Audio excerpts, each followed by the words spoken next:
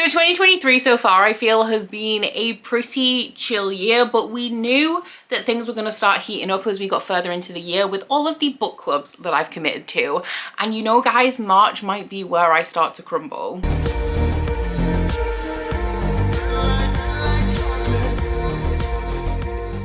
I didn't get on my shit in February. I didn't read. I read a lot and I'm really happy actually with how much I'm reading this year. But you guys know I'm introducing a lot more mood reading and spontaneity into my, like, the books that I pick up every month. And because of that, I'm not completing all of my TBRs, which is absolutely fine, unless it comes to the 2 big read-alongs I'm hosting throughout this year. So March is in terms of life, March is the last month that I have that is pretty calm. It's the calm before the storm with all of my 2023 plans, and there are quite a lot this year. Starting in April and running all the way through to the end of September. We do have a gradual introduction to these, like I don't have a lot going on in April, but March I'm hoping to read a lot. I do have a vlog project planned, which I think I'm going to do throughout the middle of the month. Not sure how long it's going to take me to put it together, but I know for sure that it's not going to be starting in like the first week, and that is going to throw a couple of wild cards into this TBR. But as usual in 2023, this TBR is going to be all of my mandatory reads for the month, which is all of my book clubs, my Patreon picks, and I think there's just one book that I'm reading because I want to, that I definitely think I'm going to get to in March. Fingers crossed. We'll see how it goes. So I guess we'll start off with those book clubs. And the reason why I'm feeling the pressure for March is because I haven't read The Blade itself yet. Me keeping on top of my book clubs is very much dependent on me being proactive about reading the book club picks. I haven't started this yet, but I am going to be reading this at the very beginning of March. We don't have a live show date set for this at this current point, but it is likely to be the second Sunday because that is typically when it usually is, providing nobody has any plans on that day, which they might as of yet. I haven't asked. But this is the first book that we're going to be reading for Catch Up Book Club in 2023. We're starting First Law Along, which is a read through of the entire First Law universe, starting off with The Blade Itself by Joe Abercrombie. I've been seeing amazing things about this in the book club Discord, and there's a couple of people who haven't gotten into it, which I mean you're always going to get, but generally I'm seeing like really good feedback, which has got me super hyped to get into this. So all I know about it is that there's not a whole ton of magic in this world. It's super slow paced, it's very political, and it's grimdark. We're following 3 characters. One is a torturer, one is a legendary fencer, I think, or like a fencing champion, and the other one, it says, is a paragon of selfishness, whatever that means. But yeah, I've heard amazing things about this. I'm really excited to get into it. I gotta say though, I am also very slightly intimidated because this is my book club's pick and we're committed to 10 books, so I am a little bit worried that I won't like it, but all evidence points to the contrary at the minute and that I'm gonna love this one. So the reason why I'm so stressed about not having read that is because I also need to start and finish The Great Hunt by Robert Jordan in March. This one is for Wheel of Time Along, which I'm co-hosting. The read along for this one was created by Sandra from Got a Thing for Things, and this one is the book for February and March, so the live show for this is going to be at the beginning of April. This one is the second book in the Wheel of Time series, which one book in I still can't tell you the most about, but the general theme of this story is that everything happens over and over again. Each turning of the wheel is an age, and the wheel keeps on turning, and everything that happens in the age keeps repeating. Alongside this, we have this eternal struggle between light and dark, and as of late the dark side has been winning, and with every age it gets closer and closer to the dark side being the winner of this eternal battle. So in every age we have a legendary figure called the Dragon Reborn who is reincarnated, and the Dragon Reborn's purpose is to, I feel like it's to be the pawn of light and dark, ideally fighting back the dark, but sometimes succumbing to the dark. So the storyline of the Wheel of Time series is that we're following this age's dragon as they play their parts in the events of the age, alongside a cast of influential side characters who are also relevant to this eternal struggle. I really liked the first book. There were things that I didn't like about it. I didn't love the end and I don't really like the action scenes, but I really love Robert Jordan's attention to detail in this series and the slow world building. I like seeing the influences from like mythology and legend. There's a lot of Arthurian legend in here, and I also love seeing how other authors have taken inspiration and like the the origins of some of the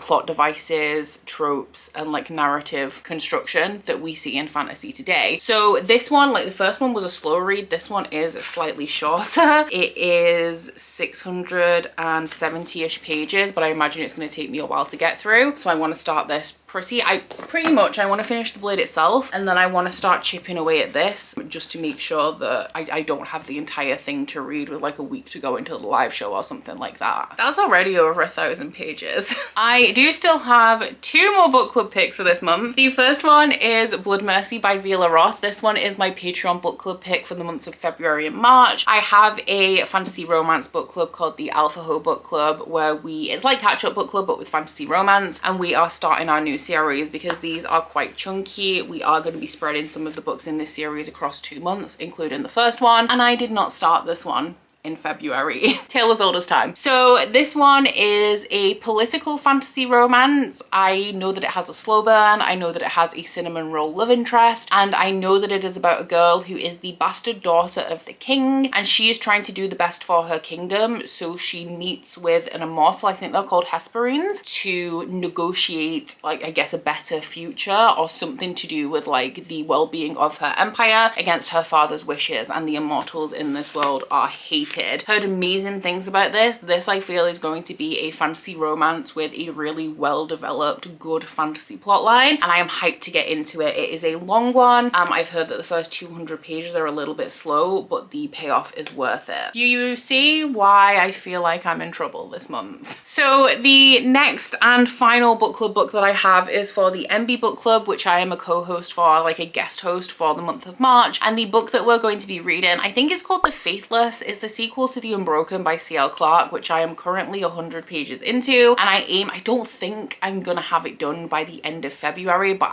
I don't think I'll have very much left. So I can't give you like a full synopsis on this right now, but it is following a soldier called, I think she's called Terrain, who is from a country that she is now going back to as a soldier in the army. So she was taken from this place when she was a young child and forcibly drafted and like raised by this foreign army that is an aggressor to the rest of the world. It's got a lot of like influences from colonialism in it, and she returns to this city or country where she's from as a soldier in the army, and she very much believes in the army ethos. She believes that the country, I think they're called Ballader, that have raised her, she believes they're doing a good thing and that life is better off under their rule, and I believe that she's going to maybe change her mind throughout the course of the first book. We also have a secondary character who is a princess that is trying to quash a rebellion, and I believe that they kind of recruit Terrain to help them out with that. She's called Luca as well. So yeah, I'm only 100 pages into The Unbroken, so I can't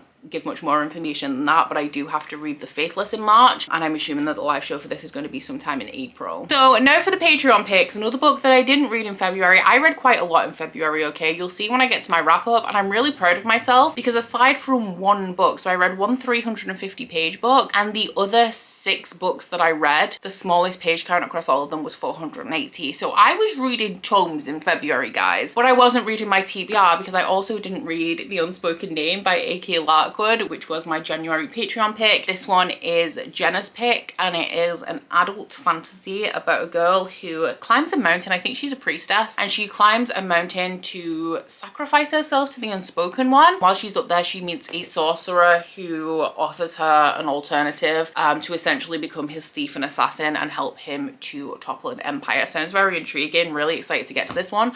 I just didn't in February, which I feel leads us nicely into my February Inner Circle Patreon pick. Look at this. This is The Cup Overfloweth. There's actually only, I think, 7 spaces left in my Inner Circle right now, which is insane. Shout out, of course, to my Inner Circle as well. Thank you guys so much, as usual. You guys know you do the most, and I'm always appreciative. But let's dive into this chart. I'm a little bit scared. I don't know whether to just kind of like pick something off the top, because I don't know if I put my hand in here, it's all gonna fall apart. Let me try just like digging around a little bit and maybe going for, oops, we lost one. But we'll go for this one. Bree's about to eat the one that I dropped. This one is yellow, which means it was added in here before the start of 2023.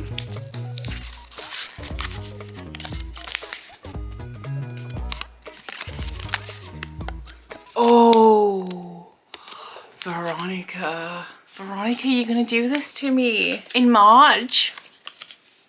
Are you gonna do this to me in March? Oh Lord. I mean, the jar has spoken, what can I do? So my inner circle Patreon pick chosen by Veronica. I can't believe you've done this to me. It's Iron Gold by Pierce Brown, which I was 100% going to be reading this year. I did plan on reading it in May because the third book in the series is released in July. So I was going to do like May, June and July ready for the final book. But Veronica has spoken, and actually thinking about it, I do have a lot going on in May, and I do also have to read, I think it'll be the third Wheel of Time book, so maybe it's not the best idea to try and also fit this into May, although considering the size of this TBR and the size of this book, which is 596 pages, I feel like I'm more likely to get to this in April anyway. But this is the fourth book in the Red Rising series. Sorry, I just knocked everything. I read the Red Rising trilogy in 2021. I adored it. One of my favorite series of all time. I was obsessed, and I put off reading this because the sixth book was supposed to be the final book, and Pierce Brown has now announced there is actually a release date for book 6, which is July, and he's also announced that there's actually going to be 7 books in the series now. So I didn't want to read these because I know the book 6 has been a long time coming, and I also know that Pierce Brown is a really big fan of a cliffhanger. So I've been saving these. I've been desperate to read them, but also a little bit scared because Pierce Brown also doesn't pull his punches. Red Rising, Golden Sun especially, Red Rising 2, but Golden Sun especially had me shook. So if you guys aren't familiar with this series, it's following a guy called Darrow, who is a red in a world with a very strict color caste system. It's set in space, so everybody lives like on the planets, and reds are at the bottom of this color caste system and golds are right at the top. And the reds are mining for a valuable substance called helium-3, and they believe the reason that they're actually doing that is because it is an integral resource needed to terraform the solar system so that humans can escape the dying planet Earth and like move out onto the planets. However, after Darrow's wife makes herself into a martyr to spur Darrow into action, Darrow goes to the surface of his planet and discovers that the planets have actually been terraformed for years and his people are essentially being kept in slavery. So Darrow then joins a rebellion and infiltrates the Golds with the intention of tearing them apart from the inside. The audiobooks for this series are great as well. I listened to the audio for the first trilogy and read along at the same time. Can't remember the name of the narrator, but he is excellent and I adore them. They're actually doing the graphic audio productions of the Red Rising series, which I am going to listen to. It's like full cast with sound effects, but the original audios are so good as well. So I'm definitely going to listen and read along to this like I did with the first trilogy. I am scared. If I drag my feet on this, it's because I'm terrified. I am going to try to get to it in March, and maybe I will, but if I don't, it's either because, very likely it's because I ran out of time, but there's also the potential that I'm too scared to read it. And just while I'm here, actually, I might as well let you guys know, if you missed out on your Catch Up Book Club bookmarks, I am going to be doing a restock of these on the Friday that follows this video, which I think is Friday the 3rd of March. So those of you who missed out, you have another chance of snagging your Catch Up Book Club bookmark. This is everything that I kind of like have to read, which it's a stack of books, okay, that I think I'm going to adore, but it's a stack of books that terrifies me because the smallest book out of all of these, I think, is The Blade itself, which is over 500 pages. I'm screwed, y'all. Like, what am I supposed to do with this? But I do have one more book to add to this because I have an arc of love theoretically by Ali Hazelwood, and The Restraint. I've had this for at least a week now and I haven't started it. How? I opened it, I looked at the first page and then I set it down. I was like, girl, you don't have time, you got priorities. But this has to get read in March. I can't restrain myself any further. So this one is Ali Hazelwood's third standalone romance. It is also once again a STEM romance with a plotline that seems very similar to the other two books, which sign me up, I'm hyped. So this one is following a girl who is I think she's a professor by day, but she also has a second job where she like fake dates people. So she'll accompany them to like family dinners so their family think that they have a girlfriend and things like that. And the brother of one of her clients turns out to be a guy that she knows and doesn't like because he's done something to someone that she's not happy about. And he is also on the acceptance or like the admittance board for MIT that the main character is trying to get into. I'm expecting this to be so good. I read Love on the Brain in February, Love Hypothesis in January, and I'm very excited to read Love Theoretically in March. Ali Hazelwood, auto buy romance author for me now. All of my 5 stars this year, Ali Hazelwood romances. So you can bet that I am reading this. I will move mountains to be able to read this book.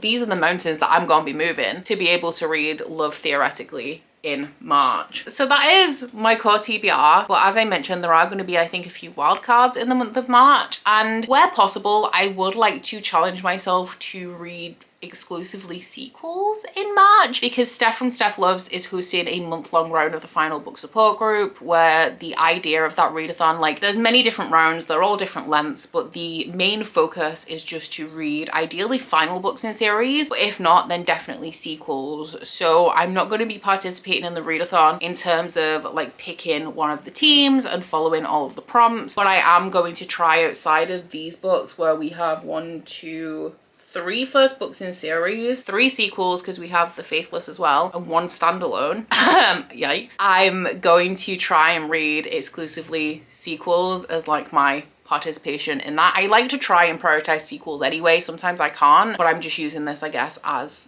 an extra excuse too. So down in my comments, let me know which of these you think I'm gonna love the most. This is a scary TBR, like, I acknowledge that. There is not a single book on here though that I'm not excited to read. This is a 5-star prediction. Heard amazing things about this. Excited to carry on with Wheel of Time. Heard amazing things about this. I think I'm gonna love it. And this one, I haven't really heard anybody talk about it, but I really like the setup, like the premise for this. That sounds promising. And then Ali Hazelwood, obviously 5-star prediction. It's going to be a good month, guys. Yeah, let me know down in the comments what book you're most excited to read in March. Aside from that, please don't forget to like this video if you liked it, and subscribe if you wanna. If you head into my description box, you'll find a link to my Goodreads, Instagram and Twitter if you'd like to follow me on any of those, as well as link to my Bookish Candle website, the Etsy for that, and a 10% off discount code. But that's it from me today, guys. Bye. Oh, you bite your friend like chocolate. You say you'll go where nobody knows, with guns hidden under our petticoats. We're never gonna quit it, no, we're never gonna quit it, no.